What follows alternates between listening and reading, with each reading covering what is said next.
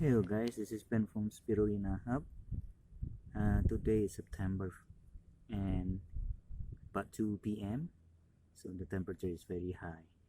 As you can see, we plant a seedling of down papaya leaf about a month ago, and you can see the bottom part of the stem is dried, so it's become narrow.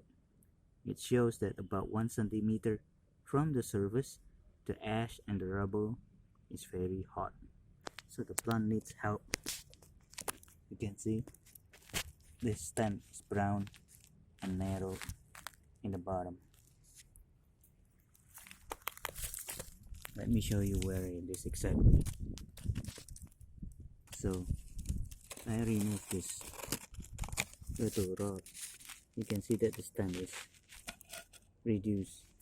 Even though the top is still green and flourishing, we see that this area right here, yeah, this one is dried.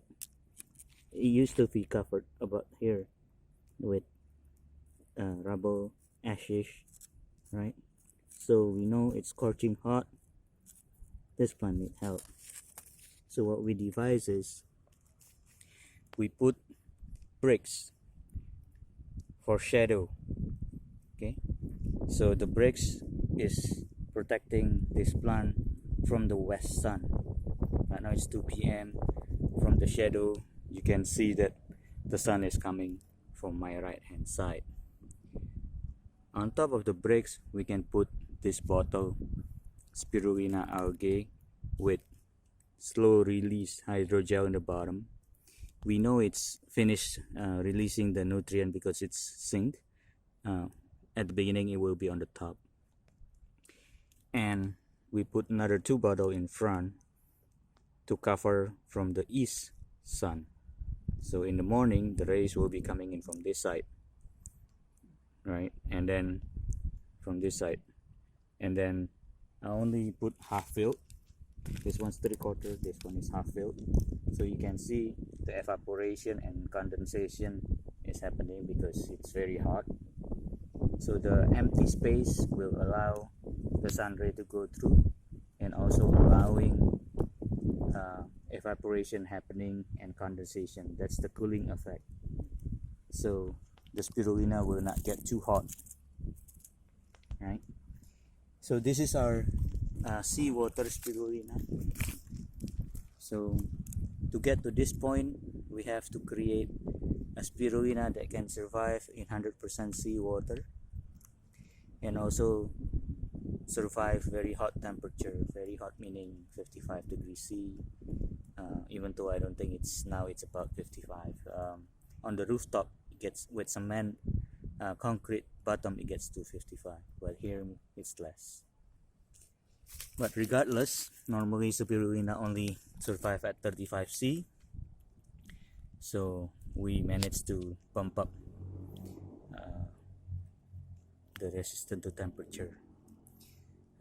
In addition, the water evaporation will cool the spirulina inside.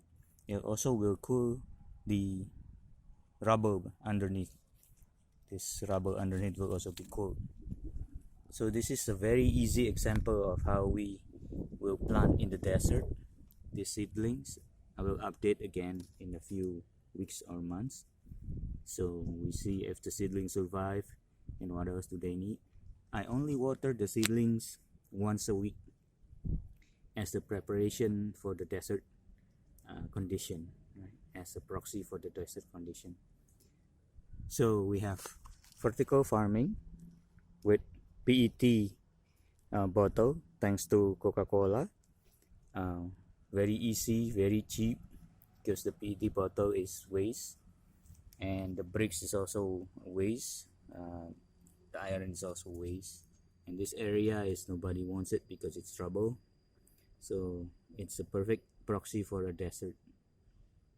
You can see the seedlings are green, or the seedling leaves are green, and even though the bottom stem is brown and narrow, so it's getting enough moisture